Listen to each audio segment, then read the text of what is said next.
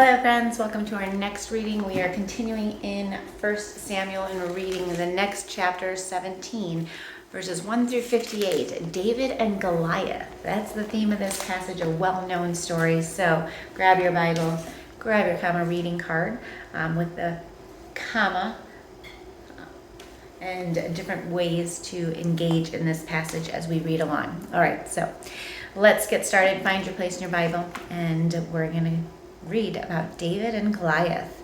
Now the Philistines gathered their forces for war and assembled at Socoh in Judah. They pitched camp at Ephes Dammim between Socoh and Azekah. Saul and the Israelites assembled and camped at the valley of Elah and drew up their battle line to meet the Philistines. The Philistines occupied one hill and the Israelites another, with the valley between them. A champion named Goliath, who was from Gath, came out of the Philistine camp. His height was 6 cubits and a span. He had a bronze helmet on his head and wore a coat of scale armor of bronze weighing 5,000 shekels. On his legs he wore bronze greaves, and a bronze javelin was slung on his back. His spear shaft was like a weaver's rod, and its iron point weighed 600 shekels. His shield bearer went ahead of him. Goliath stood and shouted to the ranks of Israel, "Why do you come out and line up for battle? Am I not a Philistine, and are you not the servants of Saul? Choose a man and have him come down to me. If he is able to fight and kill me, we will become your subjects. But if I overcome him and kill him, you will become our subjects and serve us." Then the Philistine said, "This day I defy the armies of Israel. Give me a man and let us fight each other." On hearing the Philistines' words, Saul and all the Israelites were dismayed and terrified. Now David was the son of an Ephrathite named Jesse, who was from Bethlehem in Judah. Jesse had 8 sons, and in Saul's time he was very old. Jesse's 3 oldest sons had followed Saul to the war. The firstborn was Eliab, the second Abinadab, and the third Shammah. David was the youngest. The 3 oldest followed Saul, but David went back and forth from Saul to tend his father's sheep at Bethlehem. For 40 days the Philistine came forward every morning and evening and took his stand. Now Jesse had said to his son David, "Take this ephah of roasted grain and these 10 loaves of bread for your brothers and hurry to their camp. Take along these 10 cheeses to the commander of their unit. See how your brothers are and bring back some assurance from them. They are with Saul and all the men of Israel in the valley of Elah, fighting against the Philistines." Early in the morning, David left the flock in the care of the shepherd, loaded up and set out as Jesse had directed. He reached the camp as the army was going out to its battle positions, shouting the war cry. Israel and the Philistines were drawing up their lines facing each other. David left his things with the keeper of supplies, ran to the battle lines, and asked his brothers how they were. As they were talking with them, Goliath, and the Philistine champion from Gath, stepped out from his lines and shouted his usual defiance, and David heard it.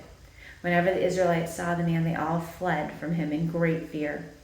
Now the Israelites had been saying, "Do you see how this man keeps coming out? He comes out to defy Israel.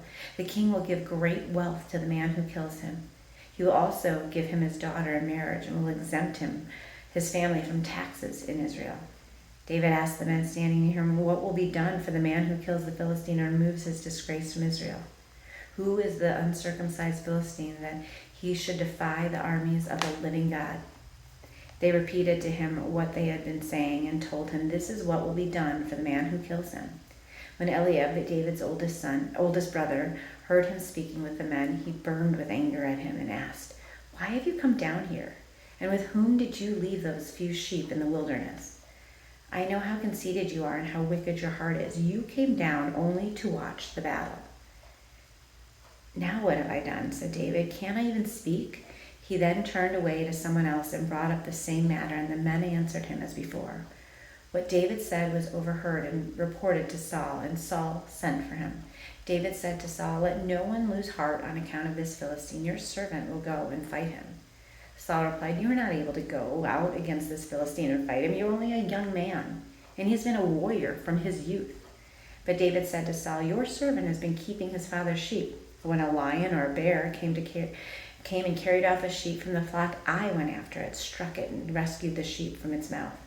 When it turned on me, I seized it by the hair, struck it, and killed it.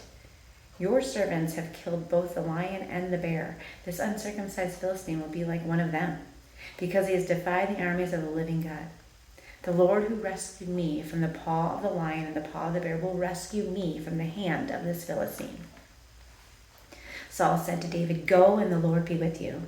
Then Saul dressed David in his own tunic. He put a coat of armor on him and a bronze helmet on his head. David fastened on his sword over the tunic and tried walking around because he was not used to them. "I cannot go in these," he said to Saul, "because I am not used to them." So he took them off. Then he took a staff in his hand, chose 5 smooth stones from the stream, put them in the pouch of his shepherd's bag, and with his sling in his hand approached the Philistine. Meanwhile, the Philistine with his shield bearer in front of him had kept coming closer to David.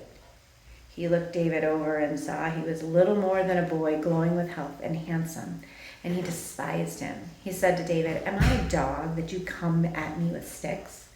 And the Philistine cursed David by his gods. "Come here," he said, "and I'll give you flesh to the birds and the wild animals." David said to the Philistine, "You come against me with a sword and spear and javelin, but I come against you in the name of the Lord Almighty, the God of the armies of Israel, whom you have defied. This day the Lord will deliver you into my hands, and I'll strike you down and cut off your head. This very day I will give you the carcasses of the Philistine army to the birds and the wild animals, and the whole world will know that there is a God in Israel. All those gathered there will know that it is not by sword or spear that the Lord saves, for the battle is the Lord's, and he will give all of you into our hands." As the Philistine moved closer to attack him, David ran quickly toward the battle line to meet him. Reaching into his bag and taking out a stone, he slung it and struck the Philistine on the forehead. The stone sank into his forehead, and he fell face down on the ground. So David triumphed over the Philistine with a sling and a stone. Without a sword in his hand, he struck down the Philistine and killed him. David ran and stood over him. He took hold of the Philistine's sword and drew it from the sheath. After he killed him, he cut off his head with the sword.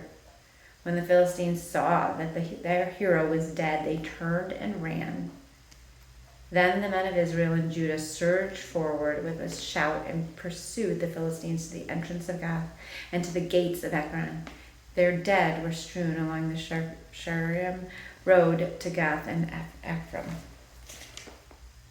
Fun reading. Okay, Ekron. When the Israelites returned from chasing the Philistines, they plundered their camp. David took the Philistine's head and brought it to Jerusalem. He put the Philistines' weapons in his own tent. As Saul watched David going out to meet the Philistine, he said to Abner, commander of the army, "Abner, whose son is that young man?" Abner replied, "As surely as you live, your majesty, I don't know." The king said, "Find out whose son this young man is." As soon as David returned from killing the Philistine, Abner took him and brought him before Saul, with David still holding the Philistine's head. "Whose son are you, young man?" Saul asked him. David said, "I am the son of your servant Jesse of Bethlehem." All right. I want you to go back through that well-known story. Take a look at the Comma Quick Start Guide, different ways you can engage in this passage. Context, the C in comma, what was happening at the time that this story was written. The O, observations, what do you see? Look at treats without the vowels, TRTS. Look about the theme. We talked about David and Goliath. Look at the repeating words and phrases. Are there truths about God? Is there something that was striking in this? Then look at the message and look at specs, SPECS. What is God saying in this passage? Is there a sin to confess for anyone in this passage? Is there a promise to claim? How about an example to follow? Is there a command to obey? And is there a statement about God, something that you know to be true now that you've read this passage? Meditate on that for a while, think about it. And then the A in comma is application. What are you going to do now that you've read this passage? All right, friends, we'll see you back here tomorrow.